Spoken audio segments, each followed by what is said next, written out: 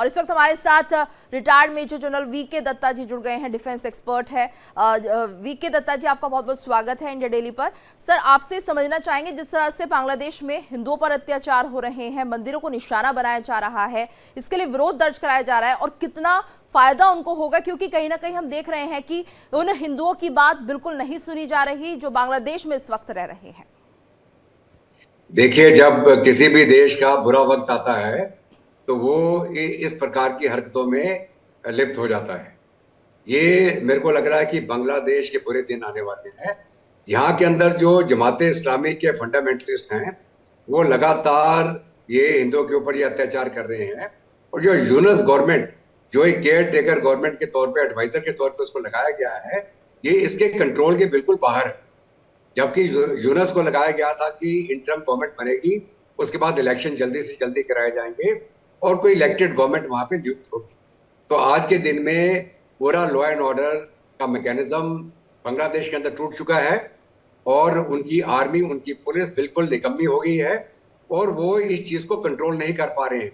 ये एक प्रकार का जीनोसाइड है, जिसको हम जीनोसाइड का टर्म अगर आप उसको डिक्शनरी में पढ़े तो ये जीनोसाइड किया जा रहा है बांग्लादेश के अंदर हिंदुओं के बरखिलाफ। और इसके अंदर जो जमात इस्लामी इन्वॉल्व है, ये वही लोग हैं जिनको रजाकार बोला जाता था 1971 की जंग के पहले। ये रजाकार और पाकिस्तान की आर्मी मिलके हिंदुओं के ऊपर और बांग्लादेशियों के ऊपर अत्याचार कर रही थी। और जब तक शेख हसीना साहब की गवर्नमेंट रही, 15 साल जो उन्होंने यहाँ पे शासन चलाया, उन्होंने इनके ऊपर पूरा अंकुश लगा रखा था। अभी उनको हटाने के बाद एक इलीगल गवर्नमेंट, जो अनइलेक्टेड गवर्नमेंट, एक कू के माध्यम से वहां बिठाया गया है। और जो भी हम कहें कि अगर इसके साथ में डीप स्टेट, अब मैं बिना नाम लिए, डीप स्टेट इन्वॉल्व है, तो डीप स्टेट तो बांग्लादेश में भी इन्वॉल्व है और पाकिस्तान में भी इन्वॉल्व है। पाकिस्तान भी डीप स्टेट की कठपुतली है। और अभी जो बांग्लादेश की इकोनॉमी एक अच्छे स्तर पे जा रही थी, इनका बिल्कुल बेड़ा गर्क होने वाला है। ये जो हाल पाकिस्तान का हो गया, कटोरा लेके दाने पाए घूम रहे हैं और वो क्या बोलते हैं, हायर्ड गनमैन है वो, कि कोई जो पैसा देगा उसके लिए काम कर देंगे। तो बांग्लादेश भी उसी दिशा में जा रहा है। और इतना जो उसका पड़ोसी है बगल में, बिल्कुल 4200-250 किलोमीटर की हमारी बाउंड्री है। अगर उस मुल्क के साथ ये दुश्मनी ले रहे हैं तो आगे चल के इनका लैंड बॉर्डर, इनका सी बॉर्डर भी भारत बंद कर सकता है। इनके क्या दिमाग काम नहीं करता है कि आप अपने पड़ोस में बैठे हुए बड़ा मुल्क की तरह आपका मित्र है साहब, और कहीं ना कहीं ये देखिए सपोर्ट है और जिसके चलते ये फैसले बांग्लादेश में हो रहे हैं। हमारे साथ और भी मेहमान जुड़ गए। हमारे साथ retired major general Sanjay Meston ji भी जुड़े हुए हैं, डिफेंस एक्सपर्ट हैं। साथ ही हमारी संवाददाता आयुषी मिश्रा भी हमारे साथ बनी हुई है। रुक करेंगे संजय मेस्टन सर का। मेस्टन जी, आपसे हम समझना चाहेंगे, क्या बांग्लादेश को इस बात की फिक्र नहीं है इंटरनेशनल प्लेटफॉर्म पर क्या छवि बांग्लादेश की इस वक्त बन रही है?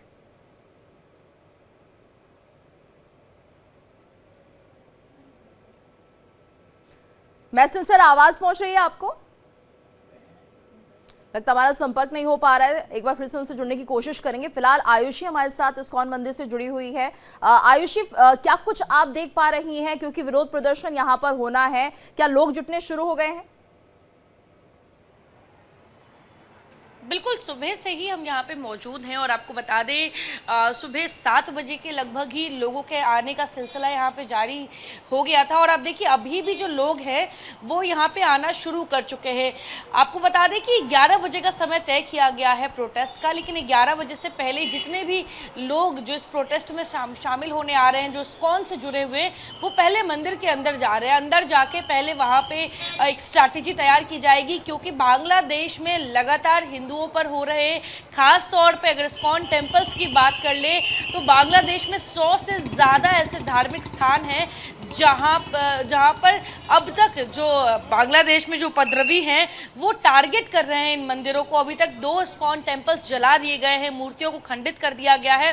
तो ऐसे में अब भारत में रह रहे लोग, खास तौर पे जो हिंदू धर्म से आते हैं, सनातन धर्म से आते हैं, इनके लिए काफ़ी हृदय विदारक हो गया है। काफ़ी ज़्यादा नाराज़ नज़र आ रहे हैं क्योंकि जिस भगवान की ये पूजा करते हैं, जिस भगवान की मूर्ति को की एक झलक पाने के लिए सुबह सुबह मंदिर आते हैं, इनको जब ये पता चल रहा है कि इनके पड़ोसी मुल्क में इसी भगवान की मूर्ति को खंडित किया जा रहा है, तो अब भारत में रह रहे हिंदू चुप नहीं बैठने वाले हैं। और इसी का जो उदाहरण है, इसी क्रम में आज दिल्ली के माफ कीजिएगा, नोएडा के सेक्टर 33 के इस्कॉन टेम्पल के बाहर आज आपको काफ़ी ज़्यादा भारी तादाद में जो लोग हैं वो नज़र आएंगे इस चीज़ का विरोध करते हुए कि आखिर क्यों हिंदुओं को टारगेट क्यों किया जा रहा है। बांग्लादेश में जिस तरीके से शेख हसीना को बेदखल किया गया और उसके बाद लगातार जो है हिंदू टारगेट हो रहे हैं। ये जो सवाल है आज के समय में इस देश में रह रहे हर नागरिक के अंदर है कि वहाँ पे इस देश में अल्पसंख्यकों के हक की बात तो सब करता है, लेकिन जब बांग्लादेश में अल्पसंख्यक हिंदू हैं तो उनके बारे में हम क्यों चुप रहे, उनके बारे में हम बात क्यों ना करें।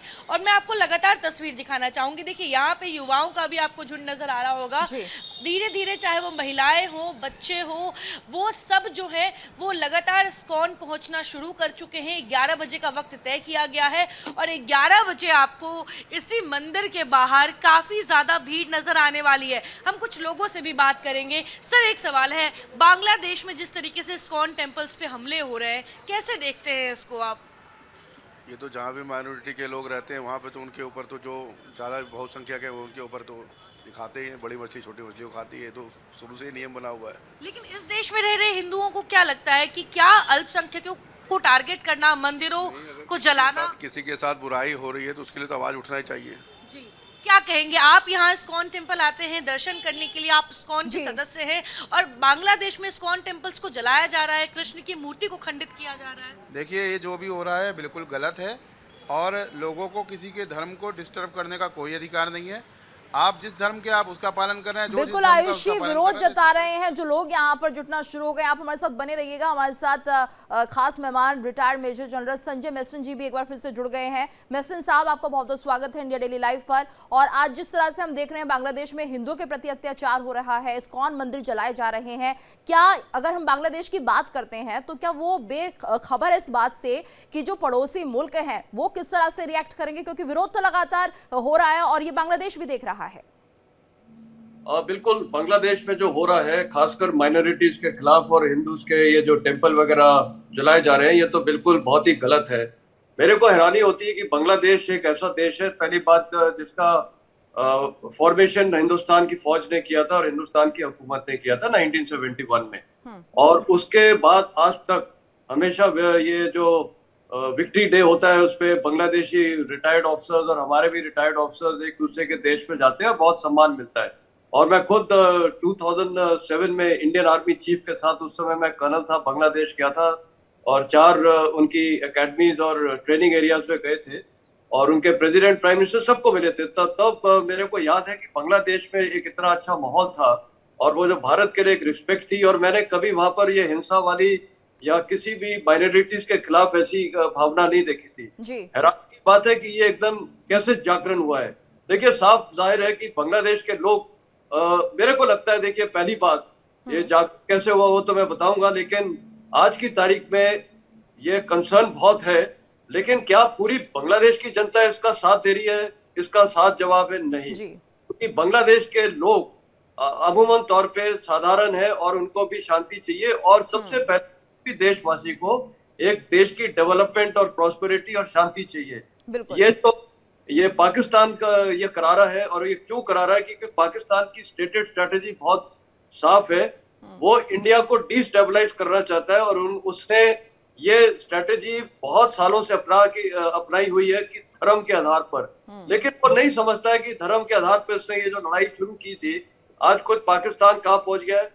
अफगानिस्तान जो एक बहुत अच्छा सेक्युलर कंट्री थी, जहां मैं डिप्लॉयड था 2011 और 14 के बीच में, मेरे को याद है कि अफगानिस्तान इतना अच्छा तरक्की वाला देश था, उसको भी ये पाकिस्तान ने बर्बाद किया। और आज अफगानिस्तान की जनता ये रियलाइज करती है। मेरे को तो वहाँ कई अफगानी बोलते थे कि पाकिस्तान ने उनके देश को कैसे खराब किया। बांग्लादेश को अब ये पाकिस्तान करवा रहा है। सारे बांग्लादेशी इसमें शामिल नहीं है, रेडिकल एलिमेंट्स हैं। और वो क्यों करा रहा है?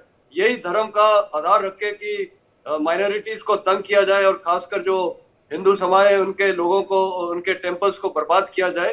तो पाकिस्तान की स्ट्रेटेजी है। लेकिन मेरे को लगता है, देखिए, बांग्लादेश के लोग धीरे धीरे समझेंगे और बाद में जो वो चाहते हैं कि वहाँ पीस, प्रॉस्पेरिटी और डेवलपमेंट हो। कोई भी देशवासी, किसी भी देश का, वो चाहता है कि उसके देश में तरक्की हो, प्रॉस्पेरिटी हो, डेवलपमेंट है। आप सीरिया में देखिए, वहां पर एक हुकूमत जो 54 ईयर से राज कर रही है, और ये असाद वहां कुछ 24 ईयर से वो बने हुए वहां पर प्रेसिडेंट, लोग उनसे निराश है। और इसीलिए देखिए आप कितनी फटाफट वहां पर सिटीज गिरती जा रही है और अभी डेमस्कस के पास पहुंच गए।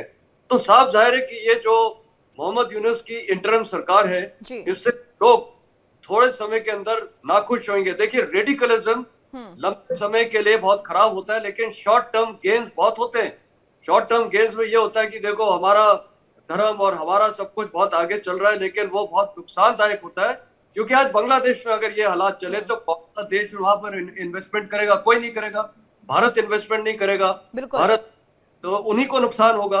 तो मेरे को लगता है कि ये जो हो रहा है, पाकिस्तान करवा रहा है बांग्लादेशी के कुछ रेडिकल। लेकिन महसिन साहब, ऐसी क्या मजबूरी है बांग्लादेश की? अगर पाकिस्तान ये सब करवा रहा है तो कहीं ना कहीं जो आर्थिक मदद की जरूरत होती है वो भी बांग्लादेश के लोगों को मिल रही है, या यूनुस सरकार को मिल रहा है सपोर्ट?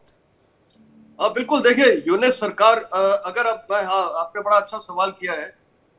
यूनुस सरकार को ये पता है कि उनकी ये जो सरकार है, ये एक इंटरिम सरकार है, शॉर्ट टर्म के लिए है।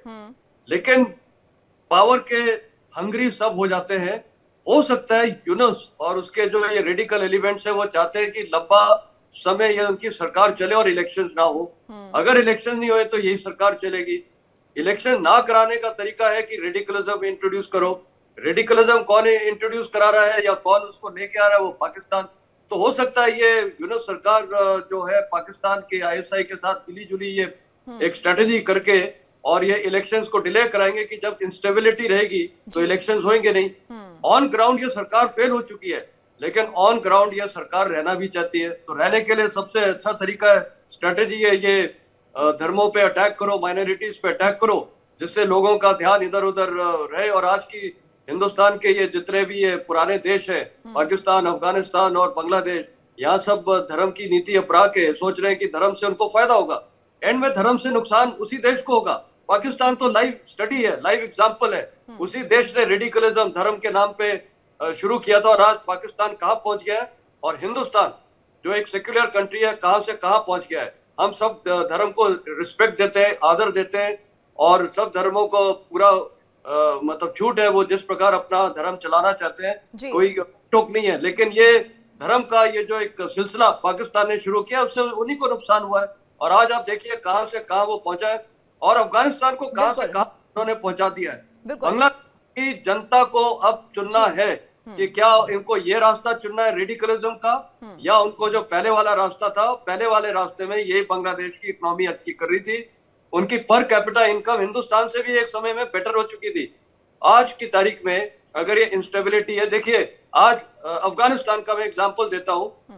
अफगानिस्तान में 4.1 trillion dollars worth mineral reserves हैं। कोई सी भी कंट्री वहां जाके ये मिनरल्स को एक्सप्लॉइट नहीं कर सकती, कारण इंस्टेबिलिटी। तो जिस देश में इंस्टेबिलिटी है के नाम पे वहां कोई जाएगा नहीं। इकोनॉमिक हालात जब खराब महसिन साहब, और आपने सही कहा कि शायद वहां की जो आवाम है वो नहीं चाहती कि इस तरह का बर्ताव हो, लेकिन कहीं ना कहीं सरकार में बैठे नुमाइंदे इस बात को चाहते हैं कि यहाँ पर माइनॉरिटीज को तंग किया जाए, जिससे कि वो यहाँ से जाए। एक मैसेज यहाँ पर देने की बड़ी कोशिश हो रही है कि कहीं ना कहीं दूसरा पाकिस्तान अब बांग्लादेश बनता हुआ दिख रहा है। आयुषी भी लगातार हमारे साथ जुड़ी हुई है। आयुषी, तो जिस तरह से आज 11 बजे का समय निर्धारित किया गया है विरोध प्रदर्शन के लिए, जो लोग इस्कॉन प्रबंधक हैं, जो इस्कॉन संस्था से जुड़े हुए लोग हैं, वो क्या कुछ कह रहे हैं? उनकी तरफ से क्या कोई बयान आया अभी तक? आपको बता दें 11 बजे का समय तय किया गया है, जिस वक्त आपको जो इस्कॉन प्रबंधक है, जो तमाम लोग हैं इस्कॉन से जुड़े हुए और आम लोग भी, वो आपको मंदिर के बाहर प्रदर्शन करते, विरोध प्रदर्शन करते नजर आएंगे। लेकिन अभी इस वक्त की अगर मैं बात कर लूँ तो इस वक्त जितने भी लोग सुबह से यहाँ आए हैं उन सबको सीधे मंदिर के अंदर बुलाया गया है। मंदिर के अंदर उन लोगों की अभी बातचीत चल रही है, स्ट्रैटेजी तैयार की जा रही है कि आखिर इस विरोध प्रदर्शन में किन किन मुद्दों को वो पॉइंट आउट करेंगे, आखिर बांग्लादेश में जिस तरीके से इस्कॉन मंदिरों को टारगेट किया जा रहा है, श्री कृष्ण के भक्तों को टारगेट किया जा रहा है, हिंदू धर्म से लोगों रिलेटेड लोगों को टारगेट किया जा रहा है, माइनॉरिटीज खतरे में है, इन तमाम मुद्दों को किस तरीके से वो अपनी बात रखेंगे, इसको लेकर अब अंदर स्ट्रैटेजी तैयार की जा रही है। कुछ ही मिनटों में पूरी की पूरी इस्कॉन की जो टीम है, जो प्रबंधक है, जो लोग हैं, वो आपको यहाँ बाहर नजर आएंगे और तब हम जरूर जानने की कोशिश करेंगे कि आखिर इस्कॉन प्रबंधक की तरफ से आखिर जो ये इतना बड़ा विरोध प्रदर्शन का ऐलान किया गया है, आखिर इससे भविष्य में क्या असर पड़ने वाला है और वो कब तक इसकी लड़ाई जारी रखेंगे। क्योंकि अगर बांग्लादेश की बात कर ले तो बांग्लादेश में मोहम्मद यूनिस की जो सरकार है वो ये बहुत बिल्कुल आयुषी, आप मौके पर बनी रहिएगा। हमारे साथ मेजर जनरल वीके दत्ता जी भी जुड़े हुए हैं। दत्ता साहब, आपसे हम समझना चाहेंगे ये जो सब बांग्लादेश में हो रहा है, इसका क्या कुछ आने वाला परिणाम आप देख रहे हैं?